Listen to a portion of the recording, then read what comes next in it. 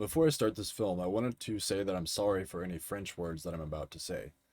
A few weeks ago, I was asked to write a short article about why somebody should be interested in English.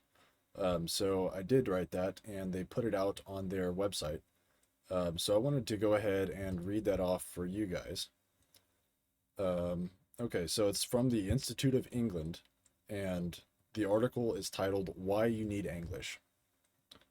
English is a kind of English that seeks to avoid borrowed words from foreign languages. The practice of keeping a tongue clean of foreign words is known as linguistic purism, and is something done by many national language institutes worldwide. Having a regulatory body for language is seen with French, German, Chinese, and many other languages, but not English. English-speaking countries have taken a hands-off approach to their language throughout history, and it shows. The core vocabulary of English comes from Old English, which is a Germanic language. But in modern English, only about 25% of vocabulary is Germanic, with about 60% coming from French and Latin, and the rest from Greek and many others. One way English is beneficial over modern English is in giving people an easier and more visceral understanding of academic or otherwise abstract concepts. For example, the academic study of birds is called ornithology.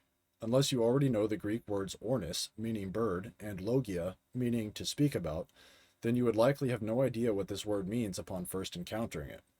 Whereas if you said bird lore, native English speakers will already know the component words making up the compound and can guess pretty easily what it means.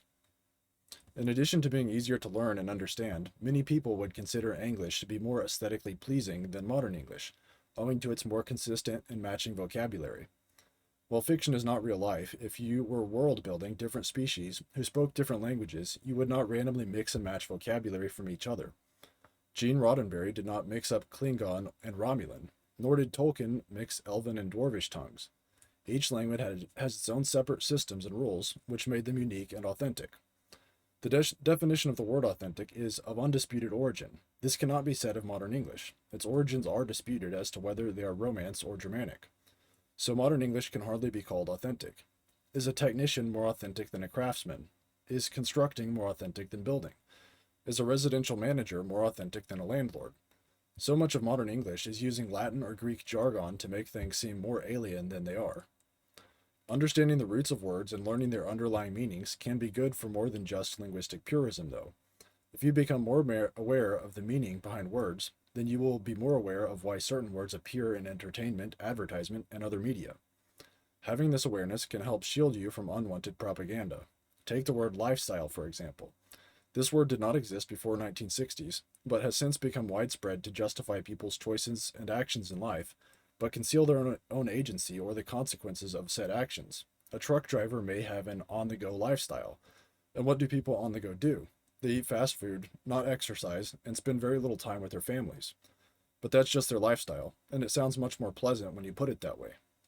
Even if you already have a massive academic vocabulary and don't need simple Germanic words, and even if you don't care about the aesthetics or authenticity of a language, English can benefit you anyway. Knowing when to use a Germanic or Romance word in your writing or speeches can make them more dynamic.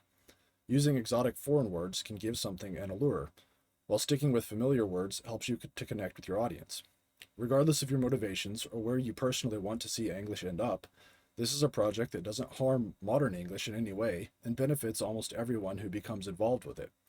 Whether they only learn some cool etymology and gain unique insights, or English fuels their creative endeavors, this language revival movement has something to offer everyone. If you are a writer, a filmmaker, or an artist of any kind, you should try incorporating English into some of your work and see what happens. So that was the article. If you have any thoughts on it, please leave your comments below.